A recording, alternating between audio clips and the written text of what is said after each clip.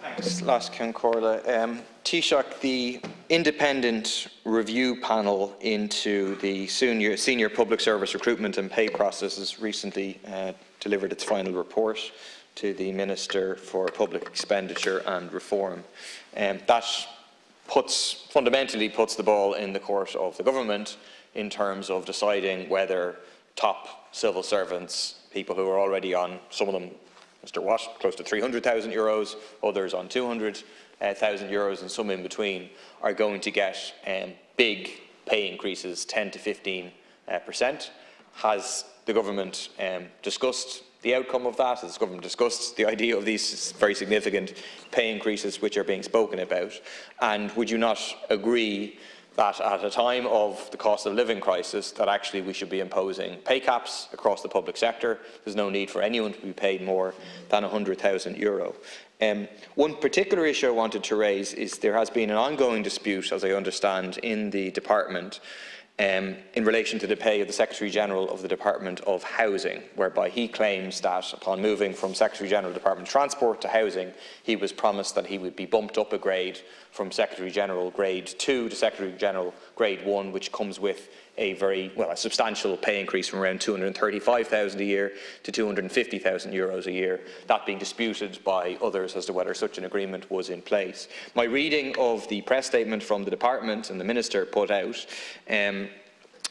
Pascal Donoghue is quoted as saying, "I've requested the independent review panel to remain in place for the coming weeks to undertake a review of the grading of the Secretary-General posts in the Departments of Children, Equality, Disability, Integration and Youth and Housing, Local Government and Heritage within the existing structure." My reading on that is paving the way to precisely agree to an increase in pay, increasing the grading. Is that the case? And again, how can that be justified if that is?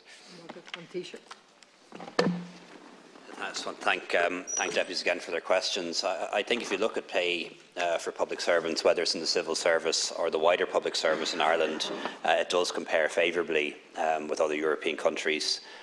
Yes, of course, you have to adjust it for tax and you have to adjust it for the cost of living, but even so, public servants in Ireland are relatively well paid when compared with Northern Ireland or Britain or France or Denmark or Italy, and I think that's important.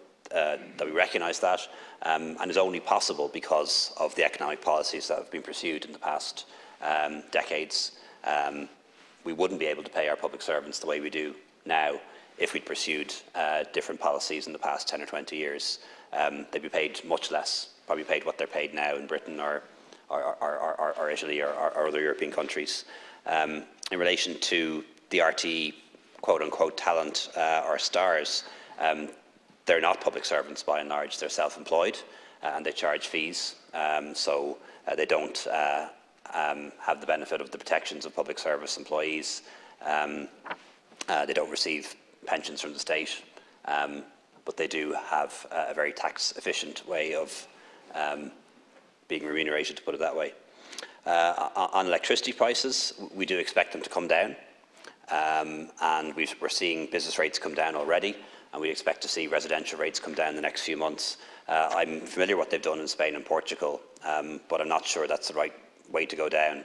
They've seen a huge increase in the use of gas in Spain and Portugal, and that's actually come at the cost of a cost to the government and a cost to the taxpayer. So while the bills, the 1 bill you get, the electricity bill is lower, the fact that the government has had to pay for so much gas has put the bill on the taxpayer in a different way. I'm not sure if it's the right route.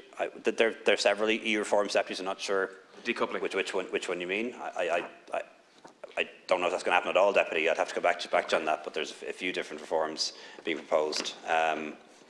Just on the issue of Secretary General's pay, Secretary Generals of government departments, they're paid at 3 levels.